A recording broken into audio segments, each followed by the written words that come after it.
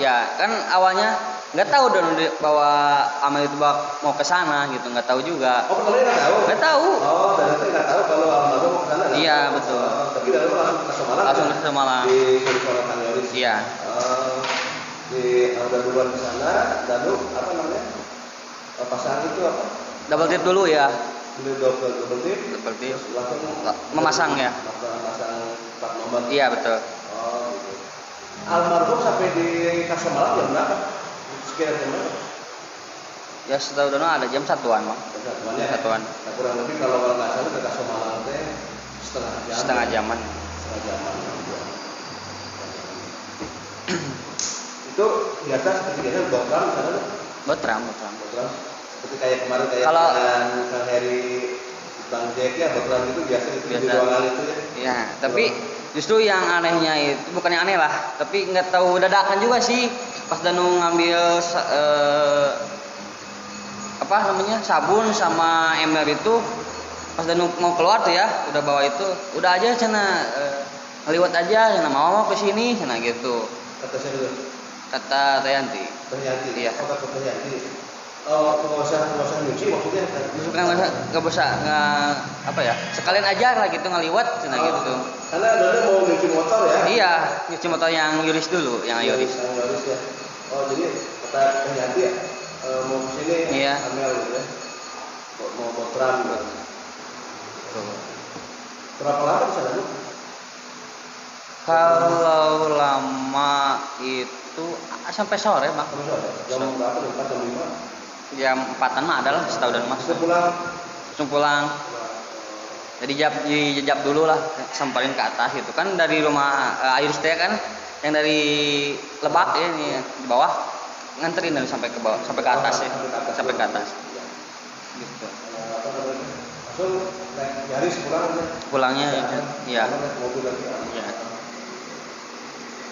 Gitu. Lalu mah nggak pulang? Enggak. Jadi sore. Ya ada. Diam dulu Bang sebentar ya. Ngerokok dulu lah, nyantai dulu lah nyantai. Paling pulangnya setelah dari situ ya.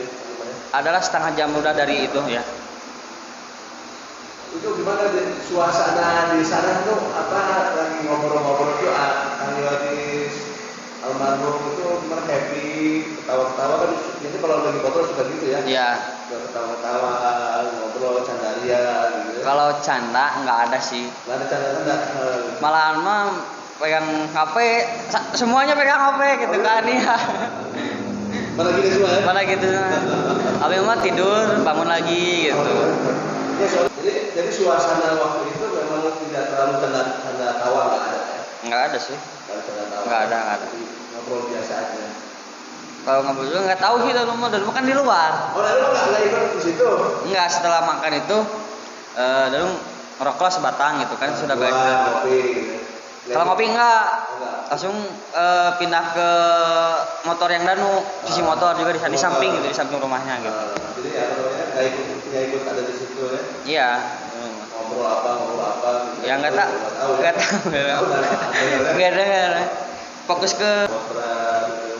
Iya. Tadi prediksi saya sih ada canda tawa gitu ya. Kan biasanya kalau untuk keluarga di motor itu kan biasanya sosial surya, gitu ya, nggak bodor apa gitu. Ini nggak ada ya? Nggak ada. Ini agak serius malah. Serius juga enggak sih malah. Biasa aja sih. Oke, sahabat. Assalamualaikum warahmatullahi wabarakatuh. Jumpa lagi dengan saya Freddy Sudaryanto di channel YouTube Freddy Sudaryanto. Seperti biasa kasus Subang pagi ini subuh ini.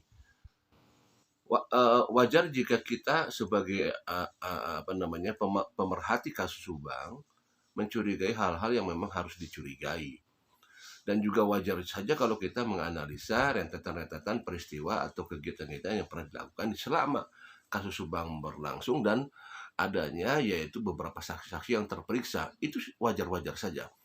Seperti halnya sekarang-sekarang ini hampir lebih dari 20 saksi diperiksa baik di Polsek Jalan Cagak dan di Polda Jawa Barat. Nah, ini kita lihat beberapa saksi yang diperiksa, maka kita akan melihat beberapa saksi yang terperiksa itu. Siapakah saksi-saksi itu? Kita pernah dari tanggal 1 pertama saksi Dedi kemudian diperiksa, kemudian tanggal 2-nya di Polsek ada beberapa yang diperiksa, mulai dari keluarganya Yanti, waktu itu kita terlihat di media ya. Ada Yoris, ada Yanti, walaupun Yoris tidak diperiksa pada saat itu, yaitu karena mengantarkan mertuanya dan beberapa saudara daripada Yanti di sana diperiksa, kemudian ada Abi, kemudian ada Arigi, kemudian ada dan lain-lain. Di tanggal 2 itu kurang lebih ada 14 saksi yang terperiksa. Kemudian di Polda Jabar kembali diperiksa juga ada beberapa, termasuk adalah Dedi diperiksa juga, kemudian ada Yanti diperiksa ya. Kemudian setelah Yanti diperiksa, kemudian ke beberapa hari kemudian ada juga keluarga daripada Yanti, yaitu ada mertuanya yang kemarin di Polsek diperiksa, kemudian diperiksa lagi di Polda Jabar. Kemudian juga ada beberapa orang wanita ya, 3 orang itu katanya disinyalir bahwa itu masih ada hubungan kekerabatan atau saudara daripada Yanti ya, karena memang saya dapat info langsung di sana. Nah, maka pada saat kita melihat itu, ada beberapa saksi yang diperiksa, maka kita akan bertanya-tanya, ini saksi ini kok diperiksa gitu kan, saksi ini kok diperiksa, kan kita berdiskusi, loh kenapa diperiksa ya, kenapa yang itu tidak diperiksa. Nah ya gitu, termasuk ada Wahyu waktu diperiksa, kemudian ada orang-orang seperti ya, termasuk saudara Yanti, Pak Asep juga di Polda Jabar diperiksa ya. Nah, kalau dari rentetan-rentetan yang diperiksa itu kita lihat ada persentasenya. Nah, ke arah mana? Maksudnya gini, persentase. Katakanlah kalau misalkan kita lihat jelas yang 3 belum diperiksa ya, kayak Pak Yosep, Yoris, dan Danu itu belum diperiksa. Karena kalau Yoris itu datang ke Polda hanya mendampingi, bukan diperiksa ya. Termasuk yang di Polsek juga itu hanya mendampingi. Nah, sekarang kalau kita lihat ya, intensitas yang dipanggilnya sekarang ini, kalau untuk Wahyu baru sekali, untuk Arigi baru sekali, Arigi di Polsek, kemudian Wahyu di Polda sekali, kemudian Pak Mulyana di Polda itu baru sekali juga, kemudian Kosasi Opik juga sekali di Polsek ya, kemudian yang lain-lain baru sekali, termasuk orang-orang yang baru ya, ada penjaga sesuatu juga di Polda diperiksa sekali. Kita coba sekarang ke siapa namanya, Dedi 2 kali ya, Dedi sekali, maaf 2 kali Dedi ya di Poldanya. Untuk Abi itu kan dengan Arigi berbarengan di Polsek waktu itu kan, sempat ada wawancara dengan Pak Rohman Hidayat waktu itu kan. Nah, Abi setelah di Polsek 1 kali, kemudian diperiksa juga di Polda Jabar berbarengan dengan Ibu Mimin waktu diperiksanya, dan didampingi oleh pengacara Pak Rohman Hidayat gitu kan. Sempat saya bertanya waktu itu kepada Pak Rohman Hidayat mengenai masalah Abi kan gitu. Kemudian siapa lagi? Ada beberapa juga. Nah, Yanti diperiksa di Polsek, tapi diperiksa juga di Polda, dan di Polda itu terpantau itu ada 2 kali, berarti 3 kali. Maaf kalau saya salah ya. Kemudian kedua orang tuanya di Polsek 1 kali, kemudian di Polda. Kemudian saudara-saudara tetangga-tetangganya di Polsek. Kemudian saudara-saudaranya di Polda. Termasuk di sana kita lihat ada sempat dari Pak Asep ya. Pak Asep itu masih ada kekerabatan dengan Yanti. Kemudian ada saudara-saudara yang wanita 3-an, itu masih saudara-saudaranya Yanti. Kemudian terakhir minggu kemarin itu ada salah satu juga kakak paling besar dari Yanti ya, kalau tidak salah namanya Pak pakai inisialnya Pak U ya, inisial U, UD adalah nama inisialnya UD, itu juga diperiksa ya. Itu masih kegerapan dari Yanti. Nah, kalau kita lihat intensitas daripada yang berhubungan dengan Yanti, intensitasnya begitu banyak. Ya, apakah ini berkaitan dengan Yanti atau dengan Yoris juga? Ya, tetapi karena Yoris kan hanya, ya kita kan melihatnya karena Yoris belum di BAP. Yang di BAP-nya kan baru Yanti dan berserta yang ada di sekitaran Yanti ya. Tadi saya sampaikan ada orang tua, kakak-kakaknya, saudara-saudaranya, tetangga-tetangganya, dan itu intensitasnya banyak. Maka wajar saja kalau kita sebagai masyarakat bertanya dalam diri kita dan bertanya secara diskusi, kenapa kok ini intensitasnya begitu banyak? Personalnya begitu banyak. Apa yang dipertanyakan oleh pihak kepolisian? Tentunya kita bertanya begitu, dan itu adalah wajar kita bertanya seperti itu. Apa yang hendak dicari oleh pihak kepolisian, oleh pihak penyidik? Apa yang hendak dipertanyakan? Apa yang hendak ditelusuri oleh pihak kepolisian? Tentu kita bertanya seperti itu. Dan Anda pun akan bertanya seperti itu, sama dengan saya. Nah, oke, kita sekarang beralih dulu kepada kejadian. Biasanya suatu peristiwa kejadian apapun itu yang bersifatnya kejadian musibah, malapetaka, maka biasanya pihak kepolisian akan menelusuri pra kejadian, bukan pasca, tapi pra kejadian. Adanya suatu peristiwa, maka akan dicari runtutan kegiatan sebelum peristiwa terjadi, mulai daripada waktu yang terdekat. Katakanlah kalau ini kejadiannya sekitar malam jam 12 sampai jam 6 misalnya, maka pihak kepolisian akan merentet kejadian peristiwa atau kegiatan sebelum peristiwa yang terdekat. Jam 12, jam 11, jam 10, jam 9, jam 8, jam 7, jam 6, jam 5, terus sampai rentet. Nah, kalau kita lihat peristiwanya, disinyalir katanya malam-malam ada yang melihat naik motor, melihat ada 5 orang, 3 orang wanita dan 2 orang pria, walaupun itu tidak tahu siapa kan, karena dia lagi mengendarai motor. Nah, terlepas daripada apakah benar ada dan tidaknya, tidak ada yang tahu. Karena apa? Tidak ada pembanding, tidak ada yang mengiyahkan, hanya dia saja yang bicara, ya kan? Kita hanya berargumen di situ, oh itu 5 orang si ini. Nah, susah ini kalau begitu. Mari kita turun dari jam itu, turun. Nah, di jam 11 ada apa? Antar jam 10, yaitu adanya kegiatan seorang, yaitu Diki yang mengchat almarhumah. Ya, tapi di chat jauh jaraknya, ya tidak bersentuhan kan, jauh via online. Nah, ini ada kegiatan komunikasi via online yang diketahui jam 10.45 terputus. Dikatakan bahwa sedang main game, katanya begitu ya.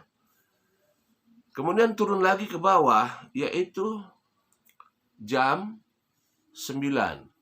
Pak Yosep meninggalkan rumah TKP itu, kemudian minta uang kepada almarhum Amelia, 20.000 untuk bahan bakar. Dan berangkat ke Ibu Mimin di Cijengkol. Kemudian turun lagi ke bawah, ada seseorang yang datang ke rumah TKP jam 8.30 kalau tidak salah, yaitu saksi Deden. Yang didapat informasi bahwa saksi Deden ini kenal dengan keluarga, termasuk Pak Yosep, keluarga almarhum. Karena pada saat melintas melihat kedua, yaitu Ibu Tuti dan Amelia di depan, kemudian serta-merta berhenti dan datang ke sana, kemudian ngobrol sebentar dengan Pak Yosep. Ya, itu rentetan. Kita cukupkan sampai di sini dulu ya, sebelum ke bawah lagi. Nah, dari rentetan yang paling terdekat itu, ini tentunya yang akan ditelusuri oleh pihak kepolisian.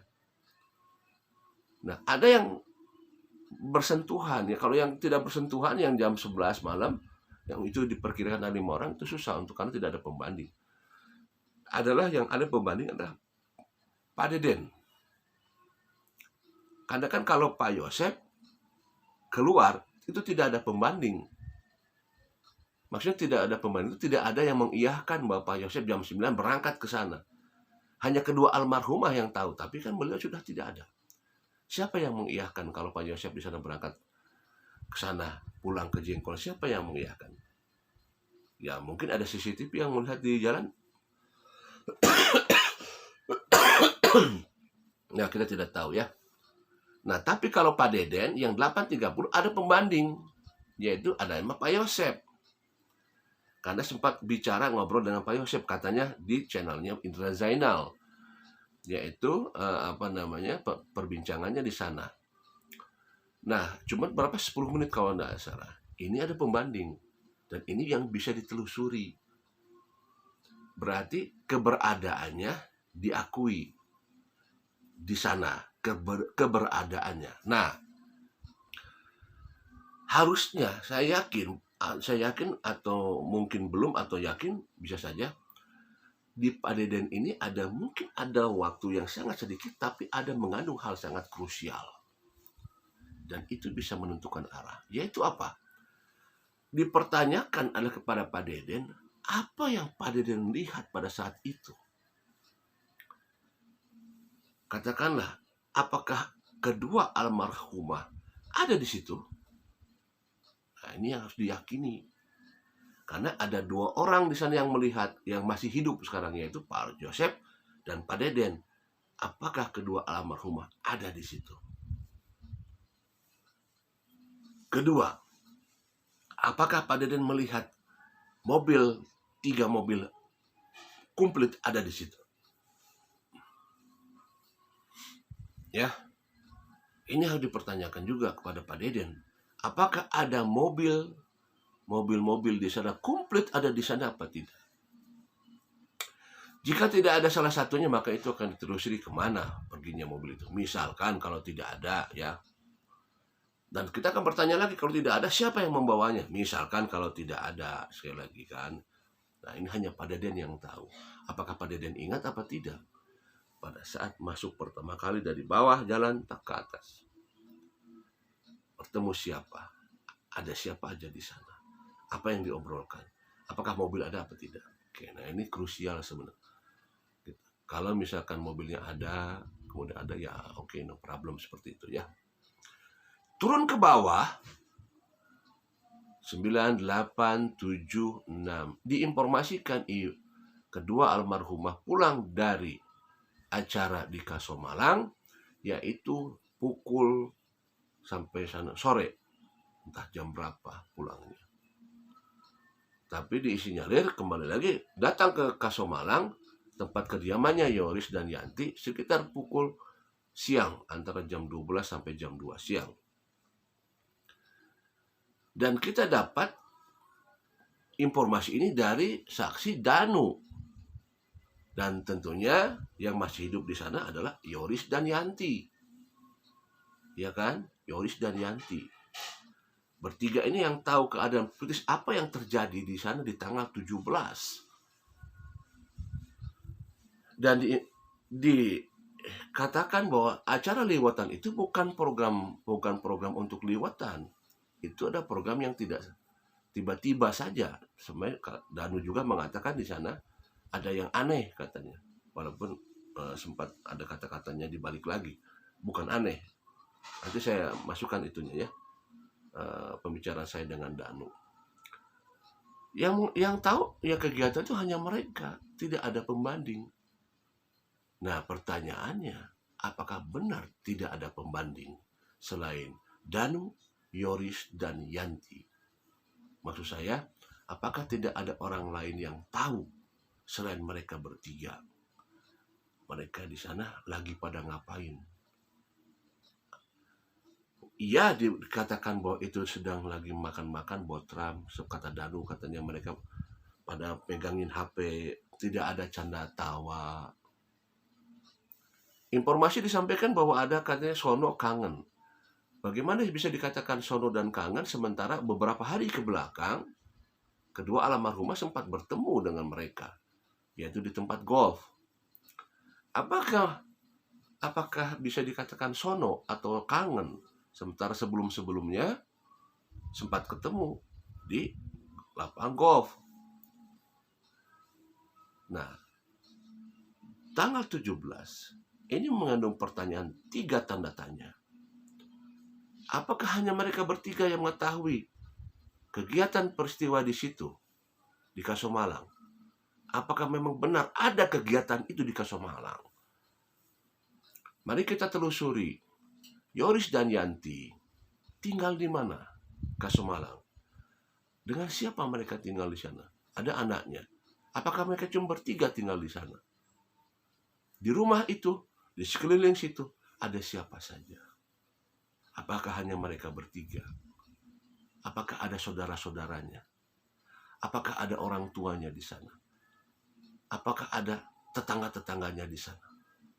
Saudara-saudaranya, orang tuanya, kakak-kakaknya, apakah ada di sana? Tidak. Karena menurut informasi katanya bahwa itu ada kediamannya Teh Yanti. Keluarga Teh Yanti ada di sana. Pertanyaannya, apakah ada orang yang melihat kedua almarhumah datang ke sana selain yang 3 orang? Danu, Yoris, Yanti. Apakah ini ada hubungannya dengan proses BAP yang dilakukan oleh pihak kepolisian yang sangat intens, dari mulai Polsek dan Polda yang tadi saya sampaikan, ada beberapa orang yang diperiksa. Kedua orang tuanya Yanti, saudara-saudaranya Yanti, yaitu kakak-kakaknya dan tetangga-tetangganya. Apakah ini ada hubungan kaitannya mereka dipanggil untuk mempertanyakan atau persesuaian atau pembanding kegiatan kedua almarhumah di tanggal 17? Apakah benar di sana ada liwatan atau tidak? Apa yang terjadi di sana?